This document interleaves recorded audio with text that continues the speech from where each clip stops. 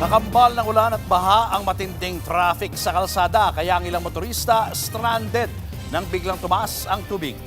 Live mula sa EDSA Reliance, nasa frontline na balitang yan si JC Cosico.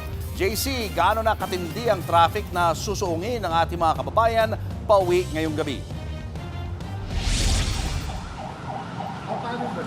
Julius, mabigat nga yung traffic dito nga sa ating area sa may EDSA Reliance. Yan po ay both northbound. Ito po yung northbound going to Quezon City at yun namang kabila yung southbound going to Pasay City. At nakaapekto nga dyan itong ulang dala ng bagyong Inday at Habagat. Kanina nga dahil traffic sa EDSA, pumasok sa bike lane ng ilang rider. Kabilang na ang delivery rider na yan. Pero natsyempohan niyang may parating na motorsiklo kaya nagkasagian sila. Yun nga lang bumagsak sa bike lane ang isa. Tila nagtalo pa nga ang dalawa. Ang CCTV na yan pinost online ni MMDA GM Nicolas Torre III. Tinawag niyang kamote rider ang dalawa na parehas may huli sa No Contact Apprehension o NCAP. Kanina binaha rin ang ilang bahagi ng Santolan. Ang service road abot binti ang baha kaya naging pahirapan ang pagdaan ng ilang motorista.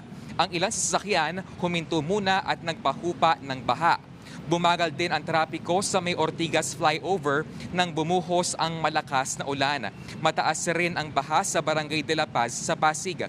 Nagbabala ang lokal na pamahalaan sa mga magulang na mga batang naliligo sa baha na malapit sa creek. Sa Barangay Addition Hill sa Mandaluyong, tumaas rin ang tubig sa residential area malapit sa Matunas Creek. Patuloy na binabantayan niyan ng LGU. Naglagay naman ng flood barrier ang MMDA sa harap ng Gate 4 ng Camp Aguinaldo. Yan ay para maharangan ang tubig na nagmumula sa kampo para di na umabot sa EDSA.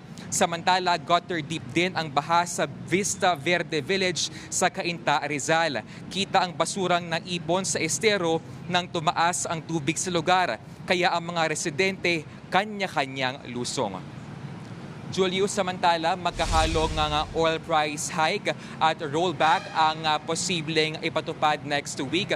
Ayon nga sa oil industry sources ay possible na 4 pesos po itong dagdag presyo sa kada litro ng diesel habang 1 peso naman yung inaasahang rollback o hike sa gasolina.